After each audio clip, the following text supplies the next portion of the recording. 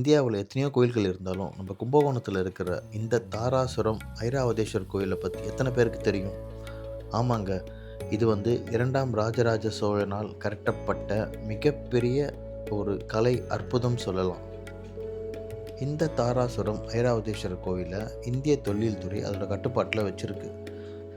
இந்திரனோட வாகனமான ஐராவதம் நிறம் மாறி சாபத்தினால இங்க இடத்திற்கு இங்க இருக்கிற கடவுளை வழிபட்டு தன்னுடைய சாபத்தை நீக்கியதாக இங்குள்ள வரலாறு சொல்கிறது. அதனால தான் இந்த இடத்திற்கு ஐராவதேஸ்வரர் கோவில் என்ற பெயரும் வந்தது.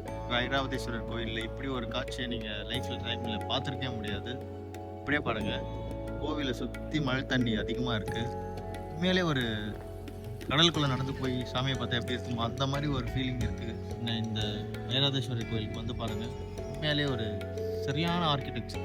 அந்த காலங்களில் மைக்ரோஸ்கோப் இல்லாத காலத்திலேயே நம்ம விரல் சைஸ் உள்ள ஒரு சிற்பங்களில் கூட அவ்வளோ அழகான நம்முடைய கை நகங்கள், நம்முடைய உடல் வடிவமைப்பு, ஆடையோட டிசைன்ஸ் இது எல்லாத்தையுமே அவ்வளோ அழகாக தத்ரூபமாக செதுக்கியிருக்காங்கன்னா உண்மையாலே அது பெரிய அதிசயம் தாங்க.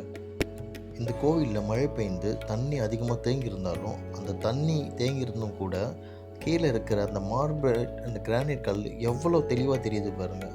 இந்த கோவில் மூலவராக சிவபெருமானும் அம்பாளுக்குன்னு தனியாக வெளியே சன்னதியும் அமைச்சிருக்காங்க. இந்த கோவிலோட மிகப்பெரிய சிறப்புனா இந்த கோவிலில் இருக்கிற இசை படிக்கட்டுகள்.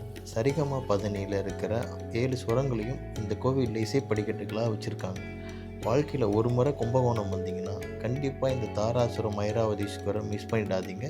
ஏன்னா வரலாற்றை திரும்ப பார்க்க முடியாது.